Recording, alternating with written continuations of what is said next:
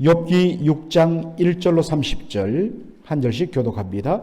욥이 대답하여 이르되 나의 괴로움을 달아보며 나의 파멸을 저울 위에 모두 놓을 수 있다면 바다의 모래보다도 묵을 것이라. 그러므로 나의 말이 경솔하였구나. 전능자의 화살이 내게 박히매 나의 영이 그 독을 마셨나니 하나님의 두려움이 나를 음습하여 치는구나. 덜 나귀가 풀이 있으면 어찌 울겠으며 소가 꼴이 있으면 어찌 울겠느냐. 싱거운 것이 소금 없이 먹히겠느냐. 달에 알 흰자위가 맛이 있겠느냐. 내 마음이 이런 것을 만지기도 싫어하나니 꺼리는 음식물같이 여김이니라. 나의 간구를 누가 들어줄 것이며 나의 소원을 하나님이 허락하시랴. 이는 곧 나를 멸하시기를 기뻐하사 하나님이 그의 손을 들어 나를 끌어버리실 것이라. 그러할지라도 내가 오히려 위로를 받고 그칠 줄 모르는 고통 가운데서도 기뻐하는 것은 내가 거룩하신 이의 말씀을 거역하지 아니하였습니다. 내가 무슨 기력이 있기에 기다리겠느냐. 내 마지막이 어떠하기에 그저 참겠느냐. 나의 기력이 어찌 도로의 기력이겠느냐. 나의 살이 어찌 노쇠이겠느냐. 나의 도움이 내 속에 없지 아니하냐. 나의 능력이 내게서 쫓겨나지 아니하였느냐. 낙심한 자가 비록 전능자를 경외하기를 저버릴지라도 그의 친구로부터 동정을 받느니라. 내 형제들은 겨울과 같이 변덕스럽고 그들은 겨울의 물살같이 지나가는구나. 얼음이 녹으면 물이 검어지며 눈이 그 속에 감추어질지라도 따뜻하면 마르고 더우면 그 자리에서 아주 없어지나니 대상들은 그들의 길을 벗어나서 삭막한 들에 들어가 멸망하느니라. 대마의 떼들이 그것을 바라보고 서바의 행인들도 그것을 사모하다가 거기 와서는 바라던 것을 부끄러워하고 낙심하느니라. 이제 너희는 아무것도 아니로구나. 너희가 두려운 일을 본 적 겁내는구나. 내가 언제 너희에게 무엇을 달라고 말했더냐. 나를 위하여 너희 재물을 선물로 달라고 하더냐. 내가 언제 말하기를 원수의 손에서 나를 구원하라 하더냐. 폭군의 손에서 나를 구원하라 하더냐. 내게 가르쳐서 나의 허물된 것을 깨닫게 하라. 내가 잠잠하리라. 옳은 말이 어찌 그리 고통스러운고 너희의 책망은 무엇을 책망함이냐. 너희가 남의 말을 꾸짖을 생각을 하나 실망한 자의 말은 바람에 날아가느니라. 너희는 고아를 제비 뽑으며 너희 친구를 팔아 넘기는구나. 이제 원하건대 너희는 내게로 얼굴을 돌리라. 내가 너희를 대면하여 결코 거짓말하지 아니하리라. 너희는 돌이켜 행악자가 되지 말라. 아직도 나의 의가 건지하니 돌아오라. 다같이요. 내 혀에 어찌 불의한 것이 있으랴. 내 미각이 어찌 속임을 분간하지 못하랴. 하나님의 말씀입니다. 오늘 저는 욥기 6장을 본문으로 겨울과 같이 변덕스럽고 라는 제목으로 말씀을 전하고자 합니다.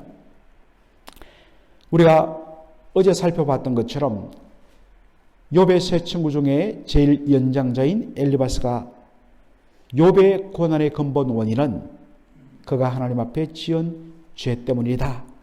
그렇게 지적을 합니다. 그러므로 하나님 앞에 회개하고 돌아오면 하나님께서는 얼마든지 다시 회복시켜 주실 것이다 라고 이야기를 합니다. 이것을 들은 욥이 엘리바스의 주장에 대하여서 논박을 합니다. 이렇게 말합니다. 나의 괴로움을 달 수만 있다면, 나의 심정의 그 괴로움을 달 수 있는 저울이 있다면 저 바다에 있는 모래보다도 더 묵을 것이다. 참 여러분들 굉장히 그 시적이고 문학적이지만 와닿는 표현 아니겠습니까? 남들은 모르는 것입니다. 남들은 그저 아이고 좀 힘들겠지라고 이야기하지만 그 사람의 그 심정은 내 이 고통은 저 바다의 모래 무게보다도 더 무거울 것이다 라고 이야기합니다. 여기 말하는 자신의 괴로움은 1차적으로 전 재산을 잃고 10자녀 하루아침에 다 잃어버리고 자신의 머리끝부터 발끝까지 정말 종기로 온몸이 뒤덮여갖고 고통당하는 그 고통을 뜻할 것입니다. 그러나 여러분 그보다 더 근본적이고 본질적인 괴로움은 무엇입니까? 왜 하나님이 나에게 이러한 고난을 허락하셨는가? 왜냐하면 자신도 자신에게 말할 수 있고 심지어는 하나님도 사탄 앞에서 욥에 대하여 인정한 욥이야말로 순전하고 온전하고 정말 하나님을 경외하면서 악에서 떠난 사람이 이 땅 위에 없다는 그러한 삶을 살았던 욥이기 때문입니다. 그런데 왜 나에게 이러한 고난이 왔는가? 이게 더 괴롭다는 것입니다. 이런 괴로움을 그가 어떻게 비유합니까? 전능자의 화살이 내 몸에 박혔다라고 그렇게 표현합니다. 이 모든 고난은 하나님께서 주신 것이다 라는 것입니다. 여러분, 고난의 이유를 알면 차라리 이래서 이러한 고난이 있구나, 그죠? 그러면 조금이라도 마음이 시원해집니다. 그런데 고난의 이유를 알지 못한 채 그 고난의 터널을 통과해야 된다면 정말 고통스럽고 괴로운 것입니다. Why me? 왜 나에게 이러한 일이? 예전에도 제가 한번 언급한 적이 있는데 소설가 박완서 선생, 참 훌륭한 소설가죠. 그분이 한 해에 남편과 아들을 동시에 잃었습니다. 평생을 의지하던 함께 살아가던 남편이 갑자기 세상을 떠났어요. 그로부터 6개월이 지나지 않아서 막 의사가 되었던 젊은 아들이 또 죽습니다. 그래서 그분이 그 고통스러운 모든 과정을 다 겪어내면서 썼던 단편 소설이 한 말씀만 하옵소서라는 소설이었습니다. 한 말씀만 하옵소서. 이분은 이제 가톨릭 신자인데 기도하는 겁니다. 하나님, 왜 나에게 이러한 고통을 주십니까? 한 말씀만 해 주십시오. 그러면 내가 조금이라도 받아들이겠는데 하나님 잠잠하시고 그 알 수 없는, 이유를 알 수 없는 고통을 당하며 지나가는 것, 이것만큼 괴로운 것이 없는 것입니다.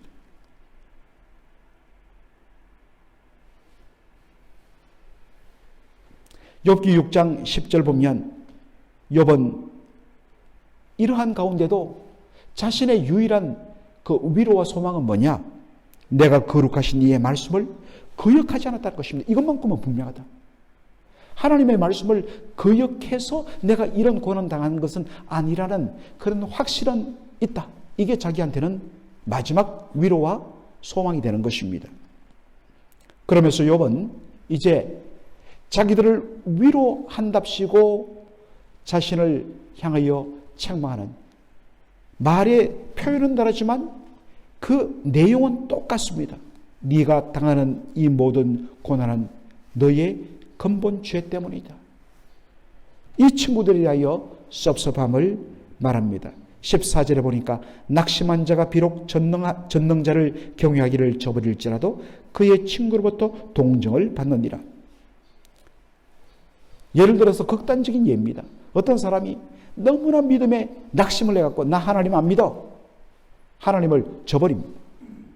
믿음에서 떠납니다. 나 이제 다시는 나 예수 안 믿을 거야.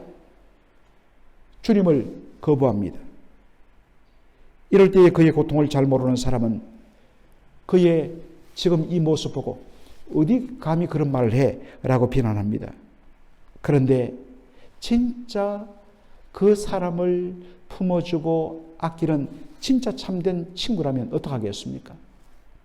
야, 오죽하면 저러겠냐? 오죽하면 저러겠냐? 그 마음을 헤아리면서 다독여 준다는 것입니다. 그러면 돌아와요. 그러면 돌아옵니다. 이 친구의 역할이 이래 중요합니다. 그런데 지금 자신을 찾아온 새 친구는 어떻게 했다고요? 얼마나 혹독하게 자신을 비판하고 막 속을 확 뒤집어 놓은 것입니다. 모두 다 자기 자신들의 관점에서 지금 이 고통당하고 있는 친구인 욥을 마구잡이로 비판합니다. 너 죄 때문에 이랬어. 회개해. 자신을 찾아온 친구들로부터 일말의 위로와 다독임을 기대했던 욥의 그 심정이 무너져 버린 것입니다. 그래서 어떤 비유를 드느냐? 내 형제들은 개울과 같이 변덕스럽다. 여러분, 변덕스럽다는 건 뭡니까? 왔다 갔다 하는 것이죠. 그런데 개울이 변덕스럽다니.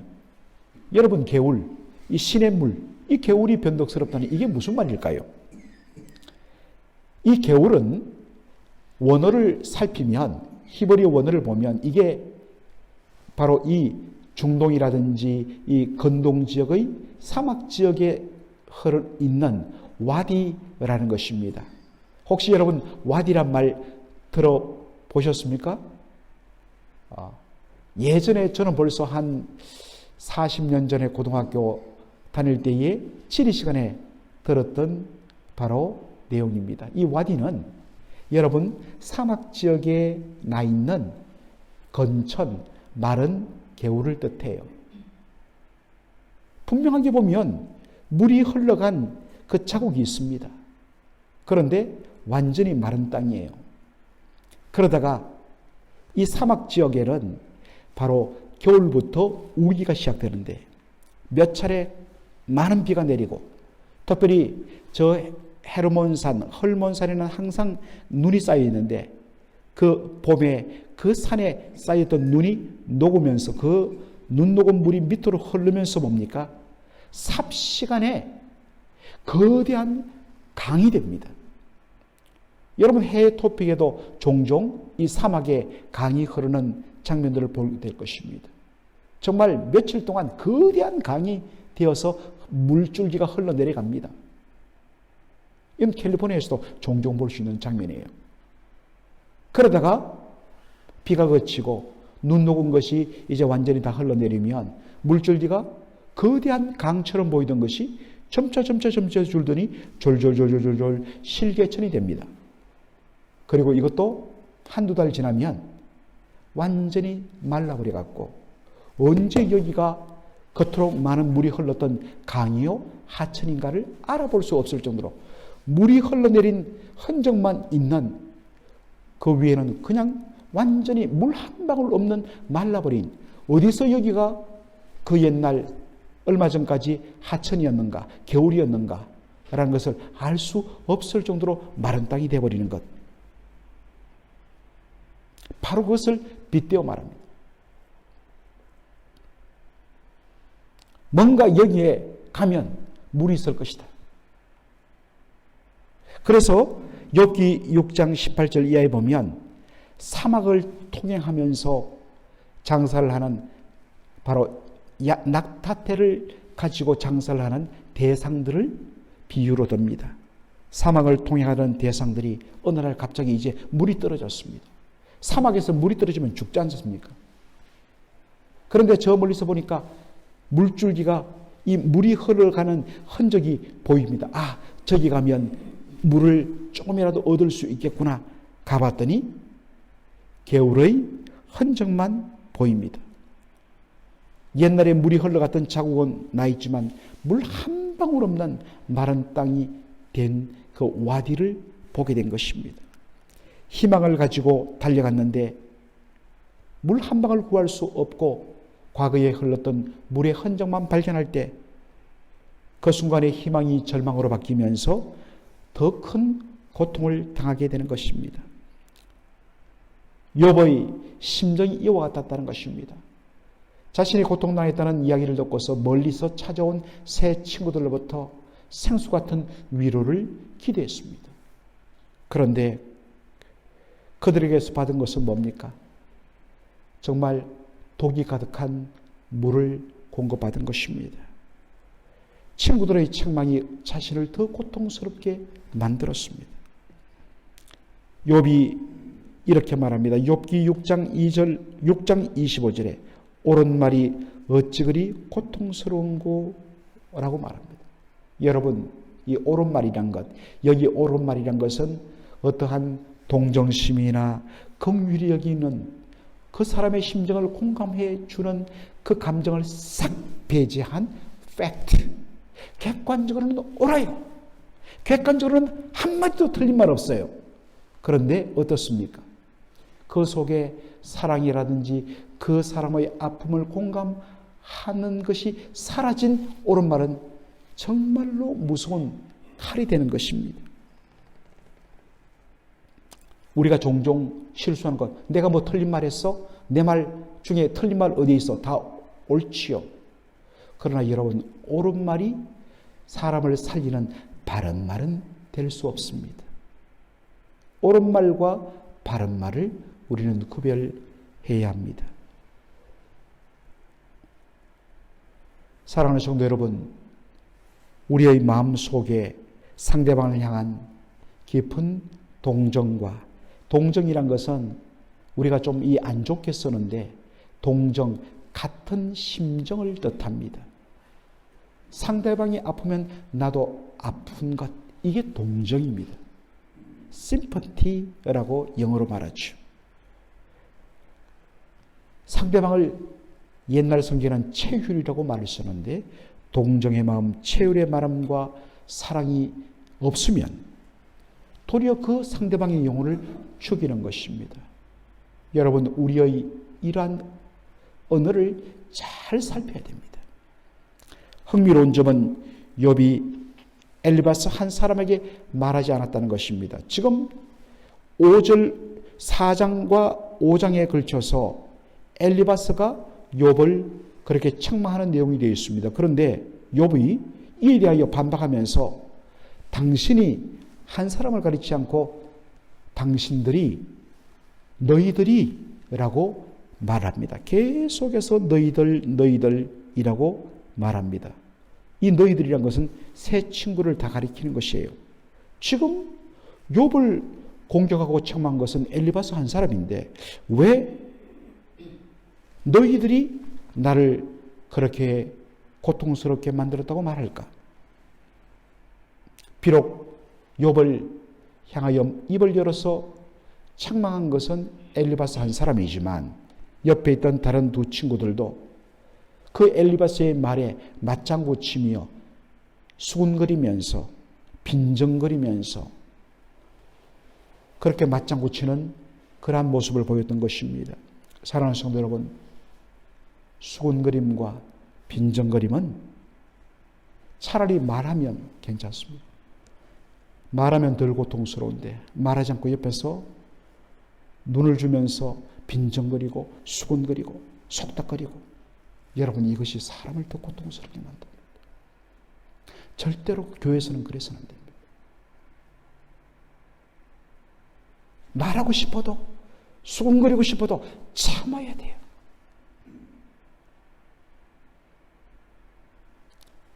아파하는 자로 함께 아파주고 슬퍼하는 자로 함께 슬퍼해주며 그 옆에 묵묵히 자리를 지키는 것, 이것이 진정한 친구의 모습입니다. 이것이 우리 예수님의 모습입니다. 오늘도 바로 우리의 삶이 그와 같은 삶이 되기를 주의 이름으로 축원합니다. 아멘. 살아계신 우리 아버지 하나님, 은혜와 사랑을 감사드립니다. 오늘 욥기 6장의 말씀을 통하여서 욥이 자신의 고통스러운 심정을 바로 친구들에게 낱낱이 그렇게 말한 내용들을 살펴보면서 때로 자신이 고난을 당하는 이유를 알지 못한 채 그 고난의 과정을 겪어야 할 때 그 고통이 얼마나 큰지, 그 심정을 저희들이 오늘도 함께 공감합니다. 바로 잡아준다 하시고 사랑이 없는 마음으로 함부로 옳은 말, 바른 말을 해갖고 사람들의 마음을 아프게 하고 더 고통스럽게 하는 것이 저희들의 모습 속에 있음을 고백합니다. 잠잠해야 하지 아니하고 옆 사람과 쑥덕거리며 빈정거리며 상대방을 비웃는 그러한 것이 더 고통스럽게 만든다는 것을 저희들이 오늘도 배웠습니다. 하나님, 우리 아버지, 정말 교회 공동체가 주님의 한 몸으로서 어떻게 하나님 슬픔을 당하고 고통을 당한 자들을 그렇게 섬겨 나갈 것이며 그들을 세워나갈 것인가 하나님 깊이 고민하는 시간이 되게 하여 주시고 우리의 마음과 입술을 주께서 주장하여 주셔서 혹여 우리를 통하여 힘들어하는 다른 사람들이 상처받거나 고통에 빠지는 일이 없도록 주여 저희들을 주장하여 주시옵소서. 예수님의 이름으로 기도하옵나이다. 아멘.